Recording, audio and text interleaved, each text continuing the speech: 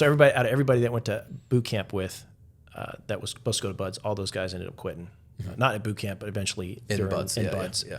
The guy I met in A school, he ended up making it all the way through. Super solid guy. He's down in Florida now. But usually most of the guys I was seeing during my journey, it's like, chances are you won't see him, because that's like one of the first things they say to you when you get to Buds and you start getting served towards you. Like, the guy your left, the guy your right, chances are he won't be here in the morning. Neither will you. You know? Yeah. Hoo-yah. But, man, I don't know if it was, so after A school, got to Buds, and started that process. That was actually a fond memory in my life. Like it sucked and it was miserable, but like I had no other worries in the world, man. Focused on what I was doing, excited about getting through the program to deploy overseas. Yeah. The guys I met definitely formed lifelong bonds with. I don't know the trauma bonds or whatever, but yeah, like during Buds, I never really thought about, man, I should quit and just go home. I want to go home, because it's kind of the same mentality I had growing up. It's like, I don't really have a home. So if I quit, I'm just going to go somewhere else. I was like, I don't want to go anywhere else right now. And I think is that something, like everyone going through Buds, that's the common mentality. I mean, it's like any other selection process. Like, I'm not quitting. Yeah. I'm not quitting. I mean, there's a point where your body could break and they have to roll you or something. But typically it's like said that even when it gets hard in that psychology, like man, I've been in some, even with Marine Corps Scout Sniper School and everything, like, dude, it gets, you guys are together in pain, but typically for us, we're like alone and in pain. Yeah. And dude, you really do some soul searching out in the middle of like getting pissed on, and you're just like got a ruck on your back that's 80 pounds. You're just like, is this worth it? Like it goes through your head, like, is it worth it? And you got to be, yes, it is, or no, it's not, and I feel like that's the same mentality I'm sure you guys go through when you're getting shit on the beach. It's like, is it worth it? Yes. Is it or no? Like, shit or get off the pot, or that mentality. Yeah. Like, I'm not going to quit. A lot of guys had that mentality. I was weird. Like, I convinced myself early on that I don't know if I couldn't quit, I guess, but it was not one of those things where I was like, man, maybe I should just give up. Like, I was going through stuff and I was like, I have to finish this, because if I don't, I'll be in trouble. Like, I had some weird mental thing in my head. Yeah. So, well, it's good though, because you're like, or it's just like, I just need to finish this. Yeah. Like, it's like, oh, there is no quitting. I just finish the day. Finish the day. Well, that's finish start off. I was like, oh, well, in doc, doing all the serve torture stuff, and I was like, oh, just gonna be end of the day. When I make it to dinner time, I'm good. Yeah. And then I hit repeat on each of that, and then but Hell Week was a little different. Like because I had to go through Hell. I say twice. Like, I made it through Wednesday the first time I got rolled back because I got injured. So the first time going through Hell Week, like, it started sucking after the first night and a half, and I was like, oh man, I just got to make it to the next meal. Got to make it to the next meal. Then I got hurt. Like, the log hit my head funny and like did something with my nerve, and my whole arm went numb, and I couldn't use it. So the Buds instructors are trying to beat me, like bear crawl to the surf zone. So I got this floppy arm. I'm trying to pretend like nothing's wrong, and I go get checked out, and the docs are like, hey, you got something going on with your nerve and your neck. It could last for 2 weeks, could last for 2 months, 2 years, or the rest of your life. Yeah. It's nerve. It may be damaged completely or just kind of stinger. Yeah. So they put me on med hold, and I remember watching my Buds class at the time finish Hell Week, and I was like super depressed. And I was like miserable for a couple weeks. How long did it take? Recover? Like 2 weeks. I started getting feeling back. I'm like moving it and physical therapy. Then they rolled me into the pre-in-doc for the next class. So you got to start from the very beginning. How long does it take to get to Hell Week? I've heard this a million times, but how long is it from day one to Hell Week? So depending on when you check in, they have an in-doc phase, and that's usually about a month or so. Okay.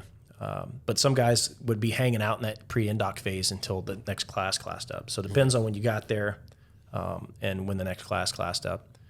But like, there's the pre-in-doc phase where basically they teach you how to run the EO course, and you have to learn how to do log PT and boats. I mean, you're still getting beat, but it's not as atrocious. Yeah. And then you start first phase. And first phase is when... Excuse me. So first phase is when, like, the no shit beating start. You wake up at like 3:30, 4 o'clock in the morning, they get you the grinder and they beat you to death. That's like the first 3 weeks of Buds. Hell Week's usually like the 4th week. Okay. And then you have like post Hell Week stuff. It's like hydro reconnaissance and some other stuff, but you still kind of get beat down a little bit, and then you go to second phase. But I mean, that before you hit Hell Week, it can be anywhere from 4 to 6 weeks, depending on when you kind of join up the in-dock phase. At the time, they got a more smoother process now, but like when we did it back in like 2004. So yeah, no, I started all the way from in-dock phase, got classed up, another 250 dudes. Even in in-dock, guys are quitting because we go through some of the evolutions. They're like, no, screw this, I'm out. And each time that bell would ring, I'm like, oh, that sucks. Somebody quit. Is that the G.I. Jane? The Scott movie's like, pow, pow. Yeah. Go ring the bell. Yeah. No, that bell would follow us on every evolution. Yeah. And it would be one of those things that sometimes instructors would just shame you, or sometimes they'd try to coerce you to be just mentally weak. I remember in certain phases, like they'd like follow you and they'd be sitting on the truck with the bell sitting there, and like all you do is ring the bell, and you jump on the truck, you don't have to run anymore. And it's like I tried to look down lower. It's like don't look at the bell. Yeah. But yeah, no, Hell Week they'd have like those big old carne asada California burritos. Guys like starving, and then like just all I gotta do is ring the bell. You get one of these nice warm blankets and a burrito, and you can go lay in the bed and go lay in the barracks, take a nice little nap, and all this will be over.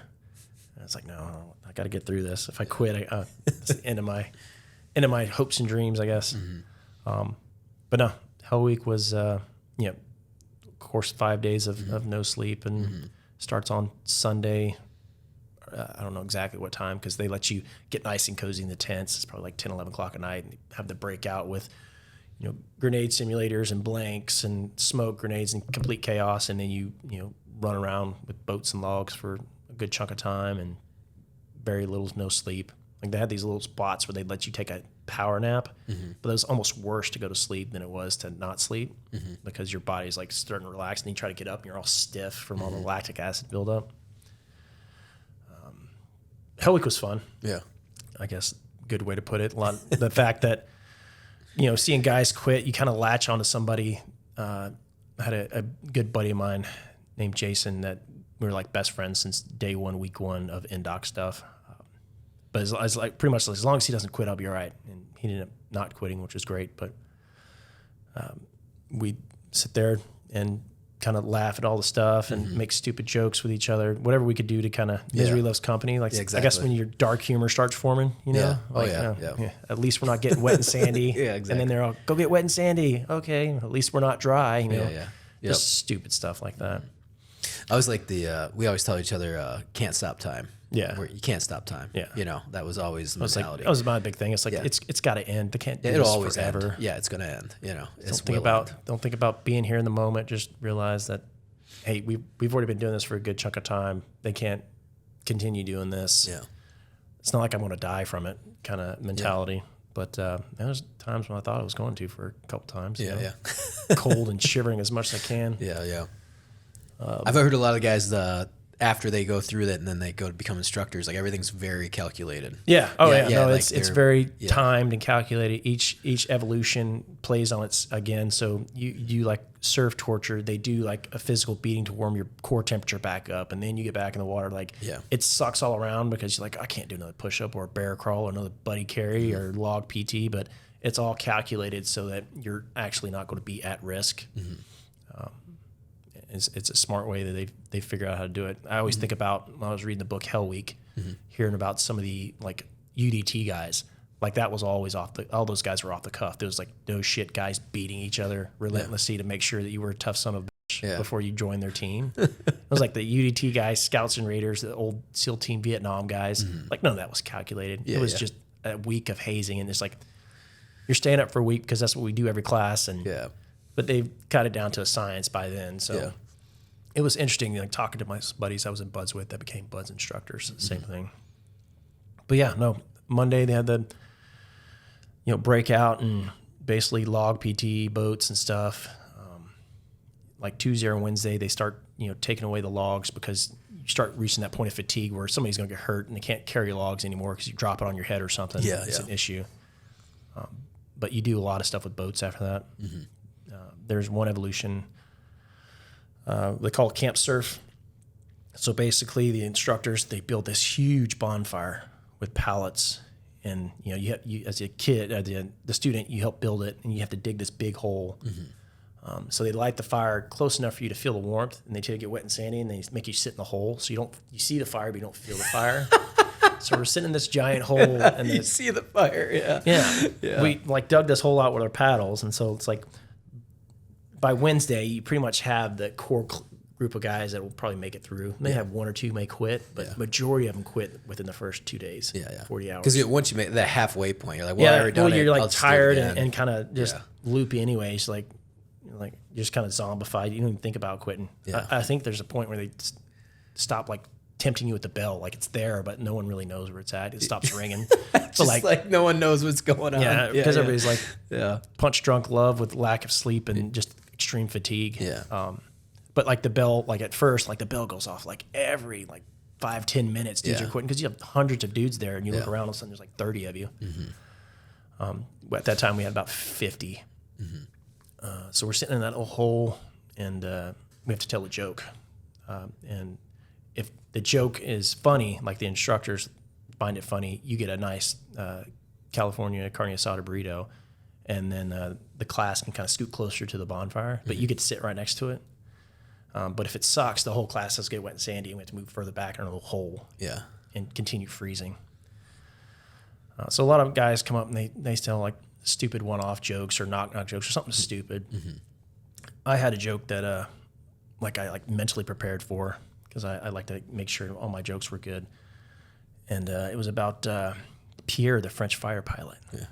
And so it was like this. It was like, so Pierre, the French fighter pilot, was sitting next to his girlfriend Maria by the lake, being hot and passionate. And as he's sitting there, he kisses Maria, and she looks at him, and she goes, "Kiss me lower." So Pierre jugs back.